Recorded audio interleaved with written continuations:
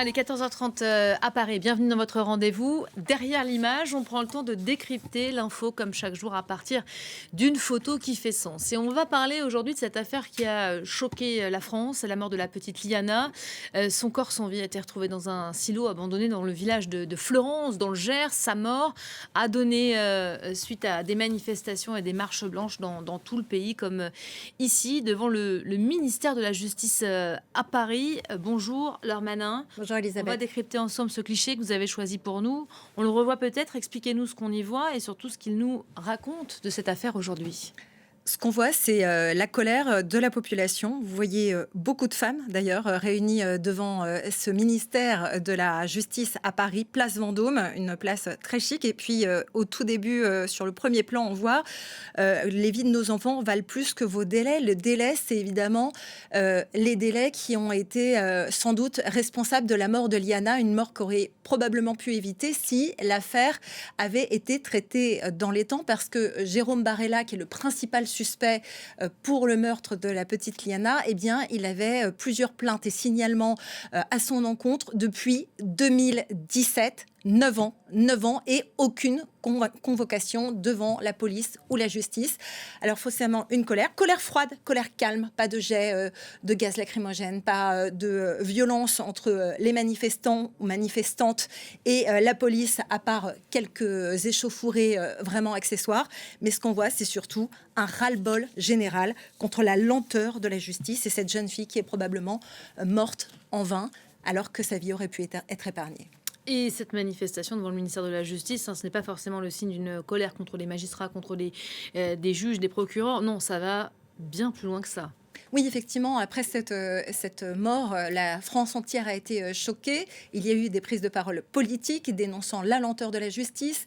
Mais ces paroles, elles viennent notamment de Gérald Darmanin, le ministre de la Justice. Et forcément, c'est un peu aussi la volonté politique, la volonté du gouvernement qui est mise en cause par les manifestants et les manifestantes, plus que ce qui se passe réellement dans les prétoires, sur les territoires, dans les tribunaux en région. Et puis, je vous rappelle qu'il y a eu cette déclaration d'Emmanuel Macron lorsqu'on a appris la mort de Liana. Le président de la République a parlé d'un dysfonctionnement inacceptable de la justice. On peut le rejoindre là-dessus. Et il a ajouté « Je ne veux entendre aucun argument de moyens dans cette affaire ». Pas une question de moyens, c'est une phrase qui quand même a fait couler beaucoup d'encre depuis qu'elle a été prononcée. Oui, parce qu'en fait, les dossiers sont extrêmement nombreux et il faut pouvoir avoir la main-d'œuvre pour gérer ces dossiers. Or, en France, si on regarde le nombre de procureurs pour 100 000 habitants, c'est 3 procureurs pour 100 000 habitants. Ce sont des chiffres de 2022.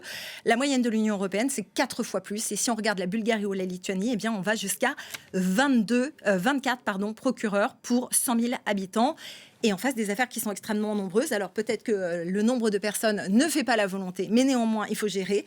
Concernant les mineurs, il y a une violence sexuelle contre un enfant toutes les 3 minutes en France. Ce sont des chiffres d'Édouard Durand, qui est un magistrat. Il est juge des enfants, ex-président de la Civis, cette commission indépendante sur l'inceste et les violences sexuelles faites aux enfants. Il ajoute que dans 92% des cas, les enfants ne sont pas crus ou pas protégés et que 2/3 des plaintes sont classées sans suite pour infraction insuffisamment caractérisée. Donc là, il y a beaucoup à faire. Et puis, je vous rappelle cet autre chiffre qui a été donné par Gérald Darmanin lui-même, 70 000 dossiers non traités concernant les violences sexuelles contre les enfants à reprendre d'urgence pour tous les procureurs et tous les magistrats de France d'ici le 14 juillet, quelques semaines seulement, pour littéralement des dizaines de milliers de dossiers en souffrance. Voilà, ce qui provoque beaucoup de scepticisme au passage. Pour l'exécutif, on a l'impression que l'idée, c'est un peu quand on veut, on peut. Beaucoup y voient une façon pour le gouvernement de se dédouaner de ces retards de dysfonctionnement de la justice, est d'ailleurs assez mal vécu par le monde judiciaire. Au-delà des moyens, Laure, il y a peut-être aussi une question de formation, non ? Effectivement, parce que la formation au recueil de la parole des femmes et des enfants victimes de violences, ça n'est pas dans le curriculum par défaut des policiers et des gendarmes. Ce sont des formations qui se font au long cours sur la durée de leur carrière. Ça, c'est la première chose. La deuxième chose, c'est qu'il y a une façon effective qui est constatée sur le terrain de traiter les affaires qui est toujours un peu particulière. Par exemple, je vous prends dans l'affaire Liana, le principal suspect, Jérôme Barella, était également mis en cause par une petite fille, Rosa, qui affirmait qu'elle avait été violée par cet homme. Sa mère a porté plainte. Et puis l'affaire traînait. Elle n'avait pas d'informations sur le déroulement judiciaire de l'affaire. Toutes les semaines, elle appelait. Et je vous propose d'écouter comment elle a été reçue. Une autre famille va plus loin. Cette mère en colère attaque l'État. Elle tient à témoigner, à visage découvert, pour, dit-elle, changer les choses. La mère de la petite Rosa avait déposé plainte en août 2025 contre Jérôme Barella pour viol sur sa fille. J'ai la culpabilité que je n'ai pas assez fait, que je n'étais pas à la hauteur en tant que maman. J'ai essayé de faire tout mon possible, mais aujourd'hui, je vois que la justice ne m'a pas suivi. En août 2025, sa fille de 10 ans se plaint des agissements de Jérôme Barella. Des expertises médicales et psychologiques confirment les soupçons, mais le suspect ne sera jamais convoqué. Aucune audition, un dossier transmis d'un parquet à un autre par voie postale et une famille tenue à l'écart. Tous les lundis matin, le temps que ma fille elle était chez le psychologue, moi j'ai appelé la gendarmerie. Et chaque fois, j'ai eu des réponses. L'affaire il est en cours. Mais je suis la maman de victime. Je ne peux pas entendre ça. Voilà, l'État poursuivi pour fraude lourde. Ça n'est pas nouveau. La France a déjà été poursuivie et condamnée par la Cour européenne des droits humains dans des affaires de violences sexuelles. Effectivement, ça n'est pas la première fois que la France est montrée du doigt et qu'elle semble faillir en tout cas à ses obligations pour protéger les victimes. Je vous donne deux exemples dans lesquels effectivement la France a été condamnée par la CEDH. D'abord, cette affaire où une jeune fille a été forcée à un acte sexuel sous la menace par son petit copain. Plainte classée sans suite pour infraction insuffisamment caractérisée. La victime ne s'était pas débattue, elle n'avait pas crié, donc à l'époque, on ne considérait pas que c'était un viol. La mère du mis en cause porte plainte pour dénonciation calomnieuse. La jeune fille reçoit un appel à la loi avec inscription dans son casier judiciaire. Ce que la CEDH pointe à cette occasion, c'est qu'en fait, les autorités françaises n'ont, je cite, pas accordé une considération équivalente aux déclarations respectives de la requérante et du jeune homme, sans donner les raisons pour lesquelles les premières, c'est-à-dire celle de la jeune fille, apparaissaient dépourvues de toute crédibilité, tandis que celle du jeune homme suffisait sans autre motif à justifier la mesure d'un rappel à la loi. Comprendre, la parole du garçon avait plus d'importance, en tout cas pour les autorités, que la parole de la jeune fille. Une autre affaire pour laquelle la France a été condamnée par la CEDH sur des viols pour des mineurs de 13, 14 et 16 ans, pas protégés de manière adéquate, selon la CEDH, qui liste absence de célérité et de diligence dans la conduite de la procédure pénale, traitement inhumain ou dégradant, absence de respect de la vie privée. Ça ressemble beaucoup à la copie d'un cancre, et on parle de la France, pays des droits de l'homme, je vous rappelle. Voilà, c'est l'affaire dans l'affaire, hein, en quelque sorte. On sait que dans les affaires de viol, les victimes sont souvent maltraitées, beaucoup même, voire franchement traînées dans la boue. Le passage par les prétoires est une preuve, les critiques de la société aussi, hein. Effectivement, parce que dans les prétoires, on a des violences, on remet en cause la vie de la jeune fille. Je dis la jeune fille parce que dans l'immense majorité des cas, eh bien, ce sont des femmes qui sont victimes de viols et de violences sexuelles. Et on inspecte un peu sa vie, on passe au crible sa tenue, pourquoi est-ce qu'elle avait une jupe, son attitude, pourquoi est-ce qu'elle avait bu, sa vie passée, combien elle avait de petits amis, etc., etc., etc. C'est ce qu'on appelle l'inversion de la culpabilité, où en fait on reproche à une victime de viol d'avoir été violée en oubliant un peu vite qu'il y a un responsable malgré tout et que cet responsable c'est un agresseur. Mais rassurez-vous, Elisabeth, ces agresseurs, ils n'ont pas beaucoup de mauvais sang à se faire. Je vais vous citer un certain nombre de chiffres qui là aussi ressemblent à une copie de cancre. Pour la France, il y a quand même 249 000 viols et tentatives de viol par an. En France, c'est une agression ou un viol toutes les 2 minutes 30. De ces agressions, la police et la gendarmerie n'entendront parler que d'une partie. En 2024, c'était 122 600 victimes qui s'étaient fait connaître. 90% décident de ne pas porter plainte. Pour les courageuses, je parle au féminin puisque 85% des victimes sont des femmes, leur plainte sera classée sans suite dans 94% des cas. 94% de cas sans suite. Pour les affaires qui vont jusqu'au procès, c'est-à-dire vraiment la partie congrue, eh bien, en 2023, il y a eu en tout et pour tout, je vous rappelle le chiffre, 249 000 viols et tentatives de viol. 2023, 1300 condamnations, 0,6% de condamnation. Donc, ça peut dire que les violeurs ont encore la liberté de faire ce qui leur plaît. Mais en tout état de cause, il faut bien reconnaître que l'affaire Liana va au-delà du simple viol. Ça concerne un enfant. Et là, on est un peu plus touché quand même par ce qui leur arrive. Et ça donne malgré tout lieu à des querelles de chapelle politique. Je vous propose d'écouter ce qu'en disait à l'Assemblée nationale la députée Laure Miller, qui était fort embarrassée par l'attitude de ses confrères et consoeurs. J'ai honte. Depuis qu'on a commencé cette séance de questions au gouvernement, j'ai honte de l'image qu'on donne. Hier, il y a des hommes, des femmes, beaucoup de femmes, qui se sont déplacés probablement pour la première fois de leur vie devant un palais de justice pour nous demander d'agir en responsabilité et de protéger nos enfants. Et depuis 15 heures, on se renvoie la balle comme des gamins dans une cour d'école. On cherche des responsabilités individuelles.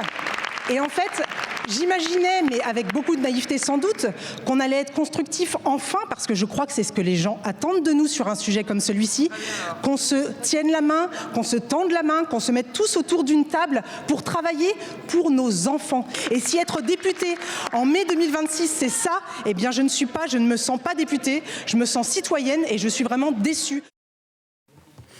Voilà pour la partie politique, hein. C'était fort quand même comme déclaration. Il y a aussi toute la partie judiciaire et là c'est un parcours d'obstacles pour les victimes.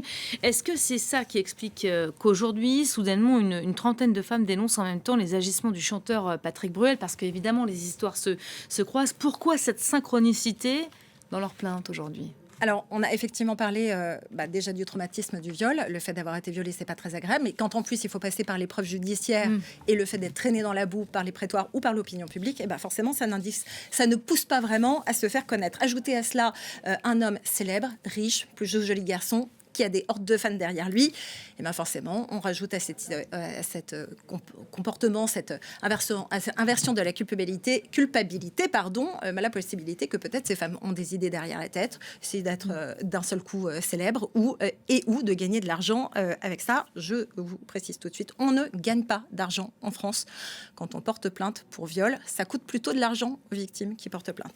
Parenthèse fermée, mais pour revenir sur les plaintes qui arrivent tout en même temps, en réalité, c'est un effet de loupe. Parce que si on écoute Marine Turki, la journaliste de Mediapart qui a révélé l'affaire, en fait, elle a enquêté pendant 8 années pendant lesquelles elle a eu des témoignages concordants de femmes qui racontaient leurs histoires, mais ne voulaient pas être citées dans son article et n'anticipaient pas de porter plainte. Il a fallu finalement des années de travail, donc, et que quelques-unes prennent la parole, décident de sortir de l'ombre. Il y a par exemple Daniela Elsner, c'est la directrice générale d'Unifrance. C'est une femme qui est aujourd'hui en position de pouvoir et qui peut donc, entre guillemets, servir de parapluie à celles qui sont petites, qui n'ont pas de voix, qui étaient des employés, parce que rappelons que Patrick Bruel, au-delà du fait qu'il est chanteur et acteur, il est aussi producteur de ses propres spectacles, et que parfois, il était celui qui engageait des éclairégistes, des figurantes, des techniciennes, et qui ensuite, il agressait selon les propos de cette femme. Rappelons que Patrick Bruel est toujours présumé innocent. Donc ces femmes, si les faits sont avérés, ne pouvaient pas vraiment se permettre de mordre la main qui les nourrissait. Rappelons aussi que ce n'est pas la première fois que Patrick Bruel est mis en cause. En 2019, il y avait déjà eu 9 témoignages de femmes, notamment des masseuses, qui se plaignaient de son attitude, de harcèlement sexuel, etc. Je vous laisse deviner la conclusion. Classement sans suite, encore une fois. Dernier témoignage qui fait basculer peut-être l'affaire Patrick Bruel et qui lui donne la notoriété, le retentissement médiatique qu'on entend aujourd'hui, c'est le témoignage de l'animatrice Flavie Flament. Elle était déjà sortie du bois il y a quelques années quand elle avait raconté avoir été violée par le photographe David Hamilton. Elle en avait tiré un livre, La Consolation, qui avait d'ailleurs permis de faire progresser la loi en repoussant de 10 ans supplémentaires la prescription pour les viols sur les mineurs, qui était passée donc de 20 à 30 ans à l'époque. Et elle pense que c'est aussi le fait qu'elle-même soit connue qui a permis de libérer la parole des autres. Écoutez-la. C'est un soulagement parce que avant moi, et c'est ça qui est particulièrement dégueulasse et qui provoque une véritable indignation chez moi, avant moi, il y a des femmes qui pendant des mois, pendant des années ont essayé de se faire entendre, et il a fallu la médiatisation de ma plainte pour que les choses avancent. Et je trouve que c'est particulièrement injuste. Ce qui est marquant dans les accusations qui visent Patrick Bruel, c'est qu'aujourd'hui, on entend tout le monde savait.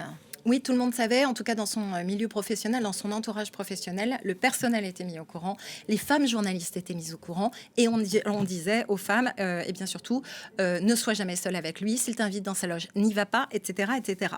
Ça, c'est pour l'entourage. Mais quand on sort de ce spectre-là, de ce secteur-là, et que ça vient dans la société civile, on entend, oui, mais en fait, elle portait une jupe, elle est allée dans sa loge, etc., etc. Encore une fois, l'inversion de la culpabilité.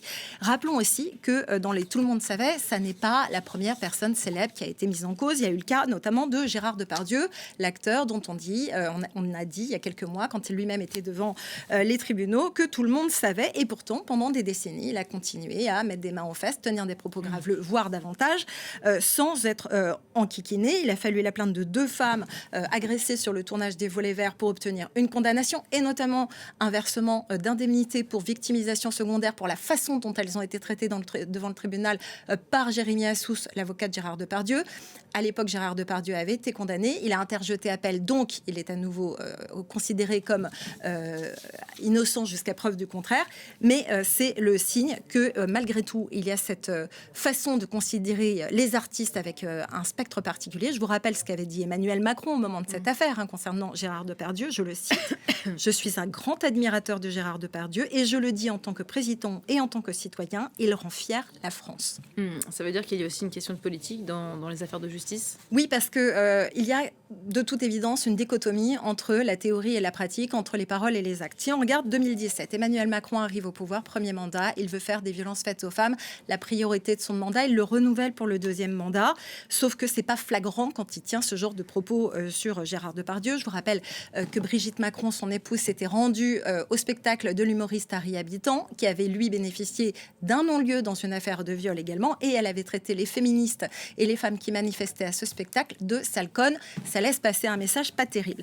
Puis, si on regarde les statistiques, entre 2017 et aujourd'hui, il y a eu bien peu de changements. Alors oui, il y a eu de l'argent qui a été investi contre les violences faites aux femmes, des téléphones grave-dangers, des bracelets anti-rapprochement, mais il y a eu 107 femmes tuées en 2017, 123 en 2024. Il n'y a pas grand-chose de spectaculaire. Et puis, il y a aussi la Civise en 2001, créée par Emmanuel Macron, sur les violences sexuelles contre les enfants et l'inceste. Elle a émis 82 préconisations, 3 seulement ont été retenues. Assurer la protection du mineur pour le procès, renforcer les fichiers d'auteurs d'infraction et assurer la continuité de la Civise. Beaucoup de théorie, peu de pratique. Merci beaucoup. Laure Manin aux commandes d'Actuel reste avec nous tout de suite.